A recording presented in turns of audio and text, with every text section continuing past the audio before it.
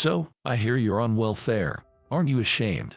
Alice was my wife, but we divorced after she had an affair. Now, she's remarried to George, the guy she had an affair with.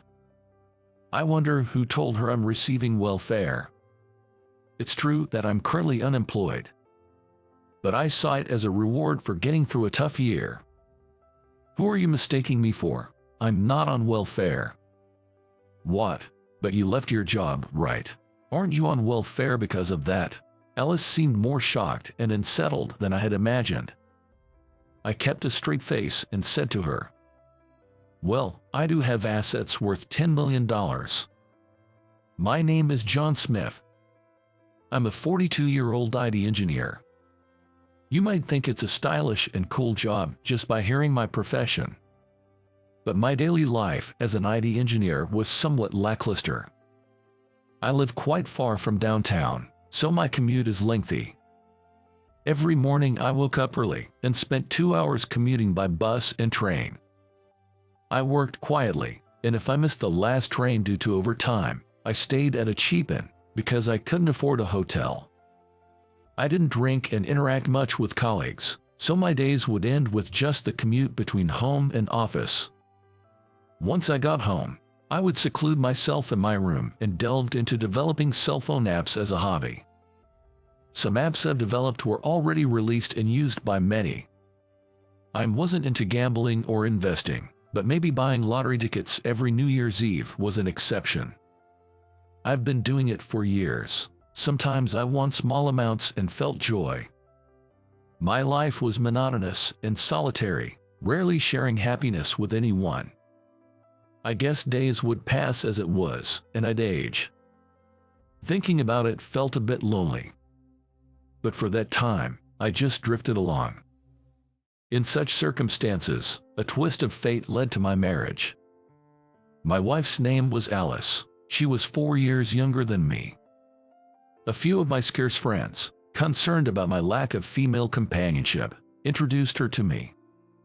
She seemed plain but genuine at first, and I, disliking showiness, felt drawn to Alice. I wondered what Alice found attractive in me. Alice rarely shared her true feelings, but when I asked, she said, "I want a stable life and a secure future." Both Alice and I had long passed the usual marriage age, and felt quite anxious about our futures. With the thought of this could be our last chance for marriage, I proposed, and Alice thought along the same lines. Maybe Alice would have married anyone who proposed. So, we got married and started living in the 2-bedroom house I had rented as a bachelor. I wanted children, but Alice was already in her late 30s, facing the risks of a late pregnancy. It's going to be tough having a child at our age. Imagine our age when the child turns 20. There's no upside to it, so let's not push for kids. I felt disappointed, but Alice's point seemed valid, so I gave up on the idea of children. Without the cost of raising kids, we could manage on my salary alone. But that's only because I led a simple life without expensive hobbies. The woman next door had a beautiful bag. I'd love one like that. A designer bag. We don't need something so pricey. There are plenty of affordable bags that would do. You're really dull, you know that. Is your life even enjoyable? According to Alice, the more money you have, the more enjoyable life is. Saying that my salary alone couldn't provide a fun life, Alice started working part-time at a local supermarket. The supermarket opened at 10 a.m., but she had to be there by 9 a.m. for opening preparations. Her shift varied, so sometimes when I get home early, she wasn't back yet. On those occasions, I would quickly whip up something to eat using whatever was in the fridge. My cooking was quite popular with Alice, especially when she returned exhausted. I wondered how much Alice was earning. Since she didn't share her earnings, I had no idea how much discretionary money she had. But seeing her buy several of her favorite brand bags and upscale cosmetics, I guessed she was working pretty hard. I didn't mind how Alice spent the money she earned through her efforts. Sometimes I wondered if we were truly happy in our marriage. I had no complaints about Alice, and she seemed to live freely. But we were not the couple who fell passionately in love. The truth was, both Alice and I felt like we were missing something in our lives. I first noticed a change in Alice about 6 months after she started her part-time job. I didn't have a strong desire to excel at work, so I tried to leave on time without doing overtime. But due to my long commute, I usually got home around 8 or 9 p.m. However, Alice no longer greeted me when I got home. "I'm really busy with work. These days, the supermarket stays open until 9 p.m. After that, there's a lot of prep for the next day and handovers to be done." Despite having started the job just 6 months ago, I was impressed that she had become such a valuable team member. "Well, that's great you're enjoying your job. We don't have kids, and I can take care of myself. Keep up the good work." Alice replied with a thank you and a smile, and ate the late dinner I had made. One Sunday, while I was cleaning the yard, our neighbor, a gossip lover named Susan, approached me. "Hi John, is your wife working today?" "Yes, she hardly gets any days off, but she seems to be enjoying her work, so I'm not worried." "Oh, is that so? If the husband is okay with it, maybe I shouldn't say anything." "What do you mean? Is something wrong with my wife?" Susan looked around nervously to make sure no one was listening, then whispered, "Your wife is having an affair with the supermarket manager. Several people have seen them together." I felt like I had been hit on the head. Alice is having an affair. I had naively reassured myself that Alice, being a plain woman, wouldn't get involved in such things with other men. However, lately, her makeup and clothes have become more flamboyant. Perhaps men who like flashy women would be attracted to her. But that doesn't mean I can easily accept such a story. No way, my wife would never do that. I trust her. "You're naive, aren't you? Anyone who sees her flashy getup these days would notice. You should confront her about it." Indeed, Alice had lost the simple charm I loved, and had completely switched to a flashy style. If this change was to please her lover, I couldn't ignore it. I immediately confronted Alice about the affair. Alice admitted to the affair without hesitation. "I want a divorce. I love George, the manager. For the first time in my life, I feel truly alive and in love. Marrying you in a hurry because of our age was a mistake." How could she say something so cruel? Was our married life really that unenjoyable? I thought I had done everything I could for Alice, making compromises where possible. To be told that our marriage was a mistake. Feeling angry, I clenched my fists, trying hard to stay calm. Alice, seemingly indifferent to my feelings, suddenly stood up and went to the bedroom. Unable to bring myself to sleep in the same room, I spent the night on the living room sofa. The next day, Alice said, "We need to cool off a bit," and went back to her parents' house. A few days later, a woman claiming to be George's wife came to my house. "Hi, I'm Linda, George's wife. My husband wants to divorce me, and it seems your wife is the reason." I listened to Linda's story in detail. George and Linda had a 5-year-old son and a 2-year-old daughter, and Linda's days were consumed with childcare. "My husband's feelings have drifted away. He says he no longer finds me attractive now that I've become more of a mother than a wife. He told me he wants to live with the person he loves, so we should get divorced." George's selfish logic infuriated me. If Linda and I had done something wrong to our partners, I would understand. But we hadn't done anything wrong.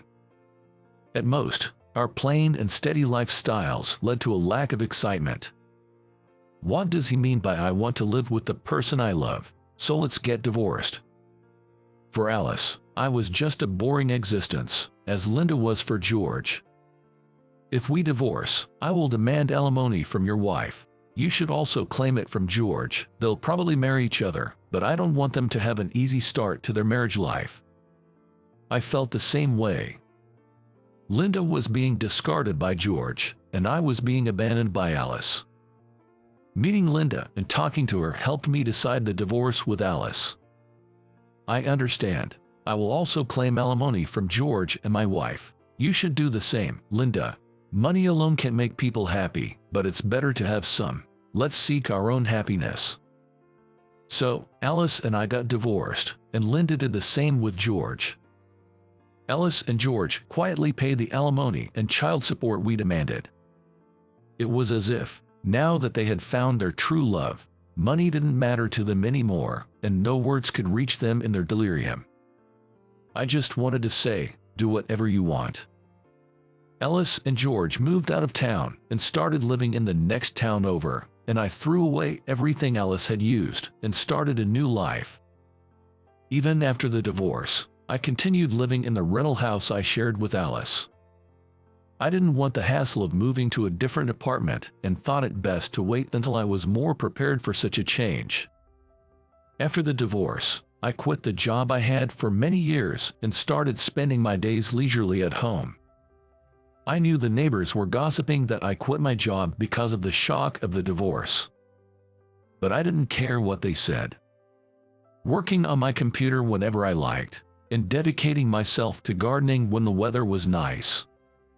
I spent my days leisurely. One day, the neighborhood gossip, Susan, approached me again.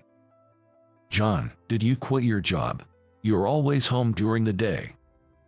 Yes, I just can't bring myself to work right now. I'm taking some time for mental rest. Susan looked at me with a puzzled expression and said, I see. By the way, someone said they saw you at the city hall. Is that true? Yes, I have been going to the city hall once a month lately. Susan's eyes widened for a moment before she muttered something mysterious and left saying, well, see you later. Soon, I started feeling that the neighbors' gazes were different. At first, I didn't notice, but it seemed like they pitied me. Sure, the story of my wife Alice cheating with the local supermarket manager George and leaving was embarrassing, and I understood their sympathy. I thought they pitied me for that reason. However, I soon realized it was not just that. There was a rumor about me circulating. It was that I was living on welfare. Susan was the source of the rumor.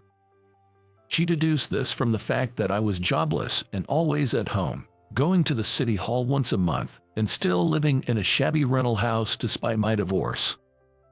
She theorized that I didn't work because I was getting welfare payments.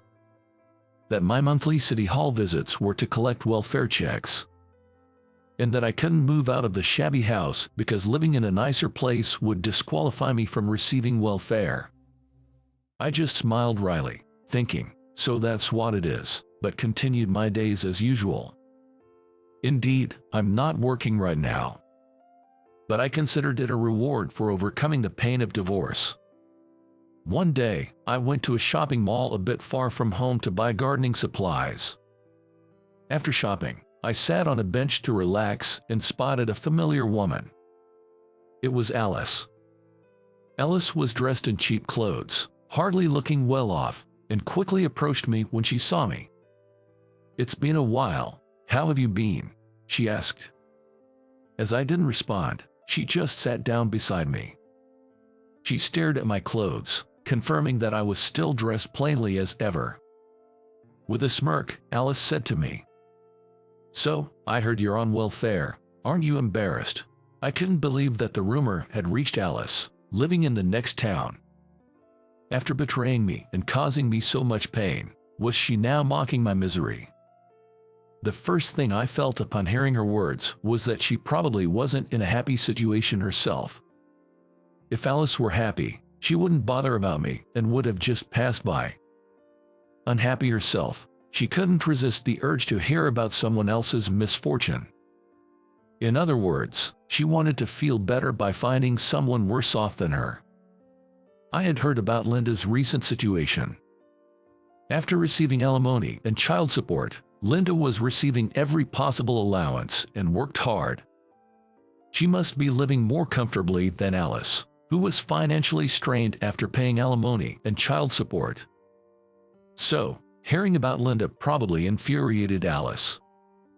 and now she was meddling with me, someone she perceived as unfortunate. Such a poor woman. Suppressing my amusement, I pretended not to understand what she meant. Who are you confusing me with? I'm not on welfare. What? But you quit your job, right? Aren't you on welfare because of that? Alice was more surprised and flustered than I had imagined. I did quit my job.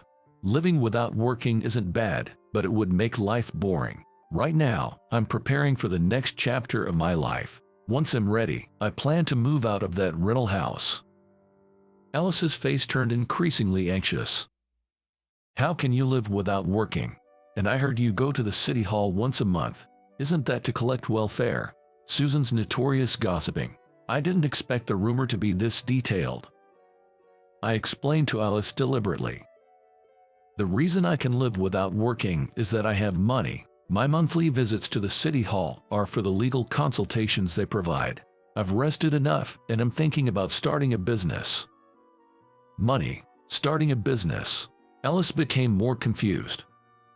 Weren't you just a regular employee with hardly any money, and you quit your job, starting a business? Are you crazy? When we were married, I had given Alice access to all my savings accounts. So, she knew very well that I didn't have much money back then. In her mind, if I had money, she wouldn't have left me for George. Keeping a straight face, I told Alice. Well, I do have assets worth $10 million. Alice's mouth dropped open in disbelief, uttering a stunned what? Yes, I now have assets worth $10 million. Let me explain how it all happened. I think I mentioned before that I have a hobby of buying lottery tickets. I've never gambled on things like casinos or horse racing, but lottery tickets are a kind of gamble in a broad sense. You buy a ticket and get to dream big until the day of the draw. I used to spend about $1,000 a year on lottery tickets, saving up my allowance. While married, I gave up buying lottery tickets to help ease the family budget, thinking about our family's future. But after the divorce, such considerations didn't matter anymore. 2 months after separating from Alice, I casually went for a walk and ended up in the shopping district. There was a long line in front of me, and when I peeked, it led to a lottery ticket booth. Oh, the New Year's lottery tickets are on sale now. Feeling an urge to buy due to the long wait, I rushed to an ATM and withdrew $2,000. I handed the $2,000 to the ticket seller, who smiled and said, "I wish you luck." Somehow, it felt like there was a halo around the vendor's head. From that moment, I had a strange premonition and started attending seminars for people wanting to start their own businesses, with no real basis for my actions. To make room for new beginnings, I cleared out old items I had kept for memories. I sorted out the past to start anew for myself. Then, on the lottery draw day, I checked the official website and confirmed that I had won a total of $10 million, including the front and back prizes. Despite my strange premonition, I never really thought I would actually win. The emotions were beyond just happiness or surprise. I probably spent half the day in a daze.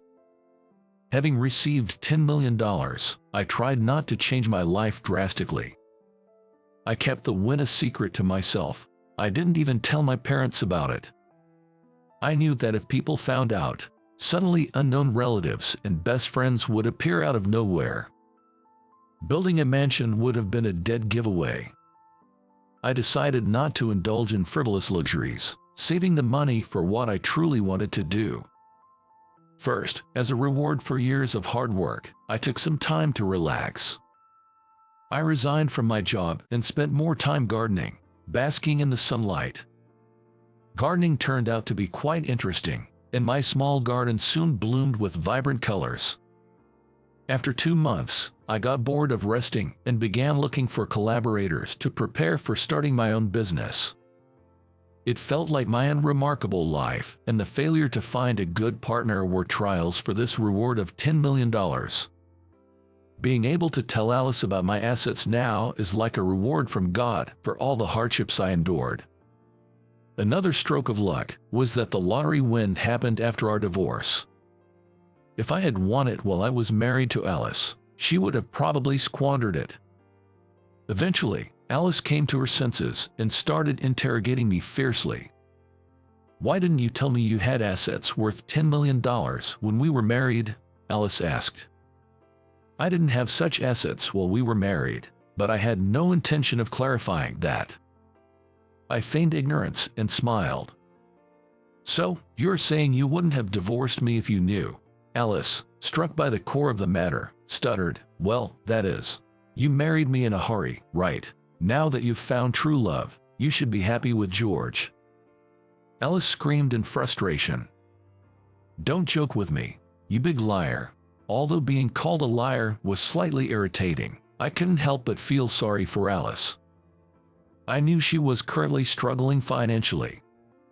She had been demanded alimony by both Linda and me, and her part-time earnings were taken away, even resorting to borrowing from relatives. Alice twisted her mouth in frustration. "George doesn't have assets worth $10 million. Of course he wouldn't. It's not common for someone close to you having $10 million. George now has to pay alimony for both of his kids until they become adults, which means tight finances for almost the next 20 years. As I stayed silent, Alice, looking down, hesitantly began to speak. "I actually regret divorcing you." "Why, aren't you happy now?" I asked. "Not at all. Things aren't going well with George. When we both had our families, there was some thrill and excitement every day." "You don't feel excited now?" Alice sighed deeply. "Not at all. We just fight whenever we see each other." "Hey, John, can we start over?" I was shocked and dismayed at her sudden proposition. "Start over with me? That's quite presumptuous." "I'll change. You don't have a girlfriend now, do you?" Honestly, I was so angry with Alice, I felt like spitting in her face. The nerve of her, suggesting we get back together after everything. The emotional scars she left on me will probably never heal. "I don't have a girlfriend, but even if I stay single for the rest of my life, I'd never get back together with you." I thought I made myself clear, but Alice wouldn't give up. "Then could you at least lend me $100,000? I'll definitely pay you back. $100,000 is nothing for someone with $10 million. The audacity of her request. I struggled to maintain my composure and keep a calm face. I have no intention of lending money to anyone, especially not to someone who betrayed me. If I had $100,000 to spare, I'd rather donate it to some facility." Alice bit her lip in frustration and muttered softly, "I see. All right. I'll have to figure it out on my own." After saying that, Alice stood up from the bench, her steps heavy as she walked away. Whenever I'm in the garden, Susan almost always appears and chats about various things. Susan's antenna is even tuned into what's happening with Alice and others living in the neighboring town. Alice seems to be having a hard time. She's not getting along with her husband. I also heard that they started living separately the other day. Living separated, huh? Does that mean they're heading towards divorce? Alice really did something foolish. Affairs that cause others misery always come back to bite you in the end. It's like that with celebrities too, right? I'm not sure whether everyone who does such things faces repercussions, but there are certainly people who do. I wonder how they're managing financially after the separation. Is Alice working part-time again? Apparently, she's resorting to cash advances to cover living expenses. Once it reaches that point, it's pretty much over, and her husband, George, was fired from the supermarket and is now working day-to-day jobs. It seems Susan is well informed about Alice and George's financial situation. If someone like her found out I won $10 million in the lottery, it would cause quite a stir. I planned to keep it a secret while I was in this town, and then move to an unknown place when the time was right. Eventually, I heard that Alice and George got divorced. Now that she had no reliable partner, she might turn to me again. So, I quickly bought a condo in an area closer to the center of the city, far from this town, and moved there. I invested part of my $10 million as capital and started my own IT business company.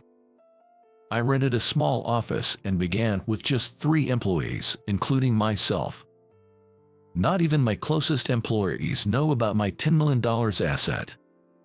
I believe keeping it a secret is best for maintaining close relationships. The business is doing well, and work is increasing, so I'm thinking of hiring more staff. Being a single company president, I often get introduced to wonderful women by business partners. Once the business stabilizes, considering remarriage doesn't seem like a bad idea. I feel like I'm experiencing a second youth, eager to give my all to both work and love.